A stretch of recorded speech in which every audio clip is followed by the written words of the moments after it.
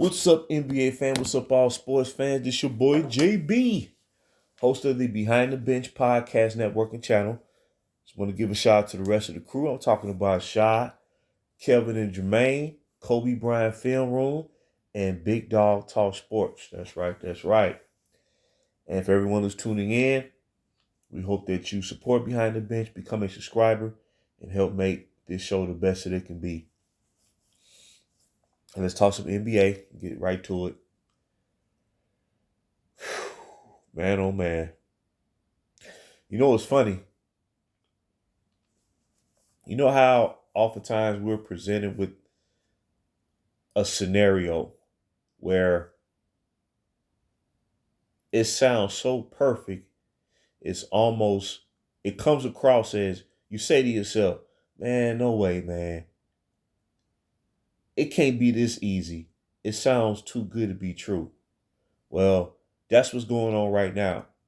And the thing is, they often tell you when you sign off on something to always read the fine print to understand what you're getting involved with. They always tell you that. So here we go. The Los Angeles Lakers play the Atlanta Hawks tonight on the road in the ATL. Now, mind you, the Atlanta Hawks have not been a good team so far this year. Their record entering tonight's contest was 20-26. The Lakers were 500 at 24-24. Well, that changes. The Lakers lose tonight to the Hawks by the score of 138-122. And now, 49 games into a season where it's predicted that the Lakers enter this 23-24 campaign with the best roster in the league, the deepest roster that the franchise has ever had, which I cannot believe that someone actually said that.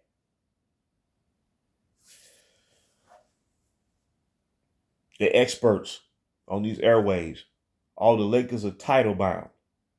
And it's the same pattern. It's the same pattern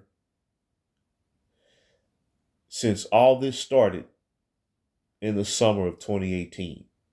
The same height, the same pronunciation, the same bloviation. Until you read the fine print.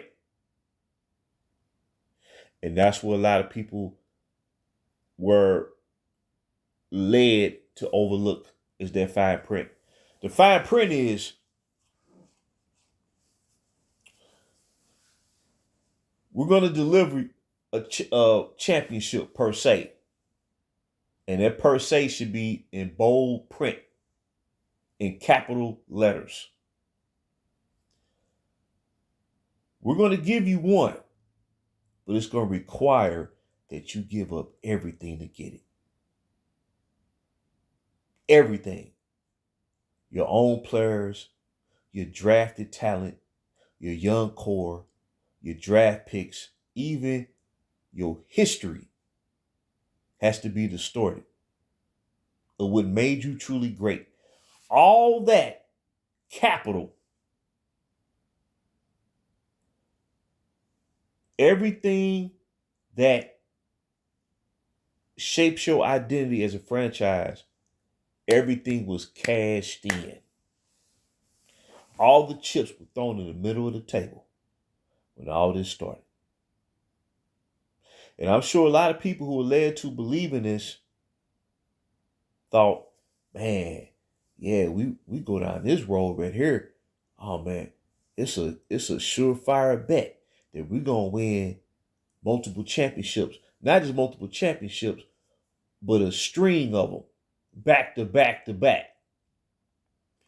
But the fine print is what should sent off red flags. And now we're looking at it. And I'm not trying to exaggerate. I'm not trying to be negative or nothing like that. But it is what it is. It's a trade-off that we've never seen. And a lot of people that, try to convince the masses that this was the right way to go for the Laker franchise. All of a sudden, everybody's stunned, they dazed, they confused as to what's going on. They got to blame this, they got to blame that. They got to blame this person. The front office got to, you know, be cast with the blame while footing the bill at the same time. Because see, the thing is, the bill got to be paid for what was given up. For what is turning out to be one so-called successful season that occurred 4 years ago. And as we can see, the results of that is that the franchise mortgaged away a decade. And we're in year 2024, and it's showing more and more. Now, if this was a situation where the real representation of the Lakers competed on the court with their real players, more than likely, they're not losing this game tonight. And they're definitely not going to have the record that they have. It's because of that fine print that was overlooked. Oh man, we ain't gonna worry about it, man. We'll trip off of that when we get there. But see, you already got there when the future was mortgaged off. See, it's not about the head coach. It's not about who you brought in last year. It's not about who people may want to see traded this year. It's about what was let go when all this started. All the stuff in between is really just fodder. What was given up opened the floodgates. See, it was crazy is the flood ain't hit yet. It's gathering momentum, but it ain't hit. So when you go over tonight's scores, box score I should say, for the Atlanta Hawks, Trae Young, 26 points, 6 of 9 from beyond the arc, 13 assists. Dejounte Murray, 24 points, 4 rebounds, 9 assists. I think it's Jalen Johnson, 19 points, 11 rebounds, 3 steals. For the Lakers, Austin Reeves led everyone in scoring with 28 points, 6 assists, 2 steals. And he's subject to possibly getting traded. And LeBron James, 20 points, 9 rebounds, 8 assists. Anthony Davis did not play due to injury.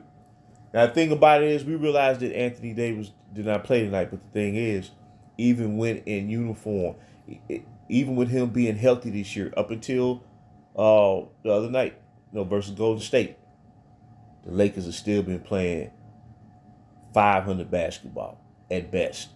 It don't even matter. And this is what I keep saying.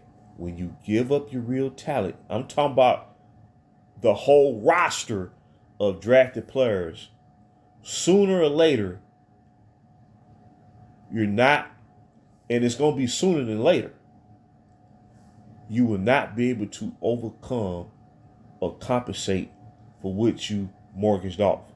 Not what you gave up, what you mortgaged off.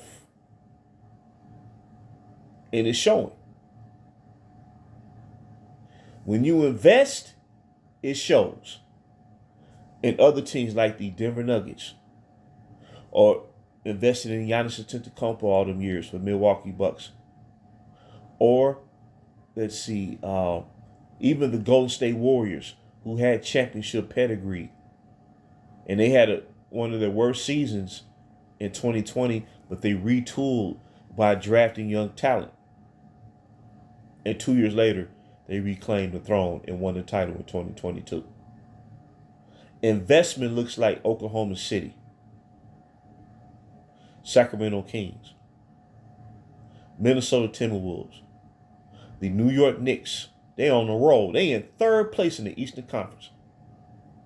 They're ahead of the Philadelphia 76ers and the Miami Heat.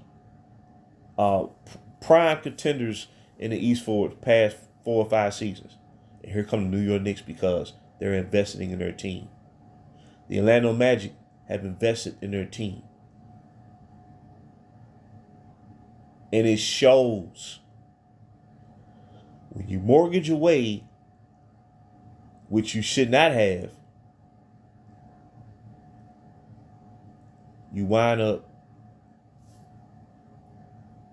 selling yourself short. And that's ultimately the root of this problem. You can fire the coach today and bring in or hire an interim coach, whatever you want to do. You can make trade after trade. And the team is no fundamentally better than they were 2 years ago, prior to the mid-season overhaul, prior to what they were 2 years ago, prior to what they was 3 years ago. The trajectory is suggesting that it's going to be the same deal. As long as they continue this effort, instead of saying, you know what, the gig is up. It's been up. It's been up. Because you got two superstars, right? On the team. If you're investing in your franchise and you got two superstars, you don't have a 24-25 record. Even if one of those superstars is hurt. We've seen that with Nikola Jokic in Denver. Jamal Murray missed 2 playoffs after suffering that ACL injury in 2021, but Jokic was still getting his team to the playoffs because they were still bringing in young drafted players like such as Michael Porter Jr. And they made a key move and brought in someone like an Aaron Gordon, but it didn't disrupt the fabric of their team and what they had been investing in. But man, when you mortgage it all off, man, you throwing all your chips in the middle of the table. Now it's hit and miss. It is more missing than it is hitting or striking gold. No pun intended. So I just want to drop that real quick, man. The proof is in the pudding. When you mortgage away, it's going to show in the standings. When you invest, let me say, if you mortgage away, it's going to show in the standings where you're going to be at the bottom, near the bottom bracket. If you invest in due time, if your organization is astute in bringing in and drafting the right players for the system they're trying to implement to compete in the league, they're going to be a reflection of that effort, and they're going to be at the top part of the bracket in whatever conference their team plays in. And that's what this thing is all about. So it is what it is. And hopefully, like I said, after this season, the Lakers put it into this. If not, then how can I say this? The futility will linger on and carry over into the 2030s. That's basically where this is headed. So I just wanted to drop that nugget. And until next time, this is JB for BTB Behind the Bench.